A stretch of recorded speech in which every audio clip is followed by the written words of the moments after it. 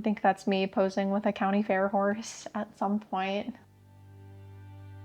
If there's a horse there, I'm going to be right there. There's just no way around it. I grew up kind of in the middle of nowhere on about 9 acres.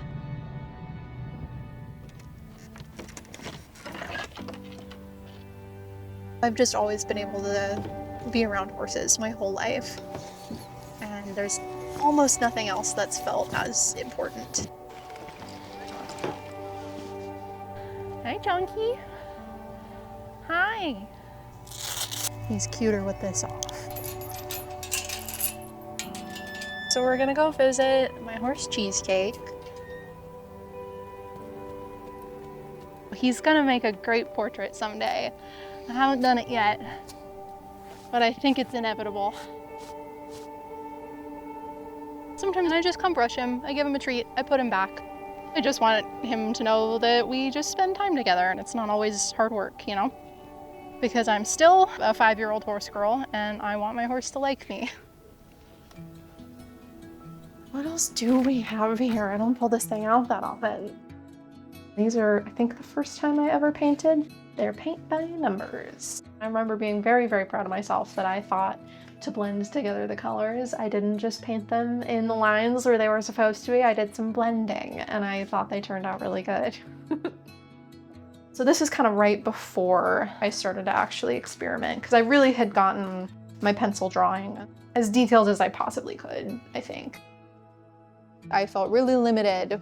I could only draw as much as I saw in the photo, and I couldn't push it any further or pull out any of those personal elements.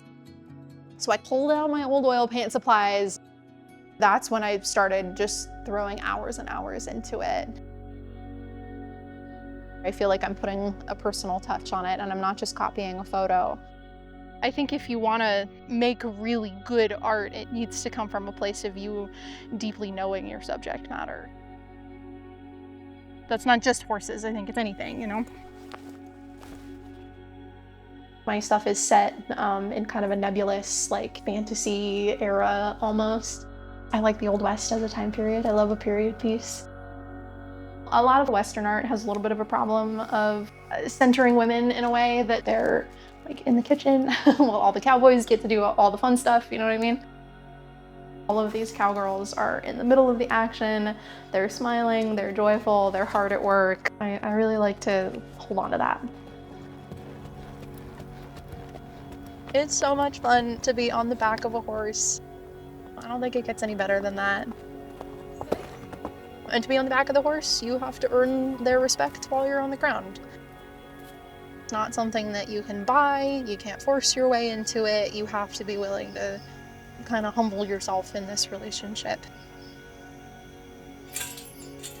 There's just a lot of layers to it. Good boy. Thank you.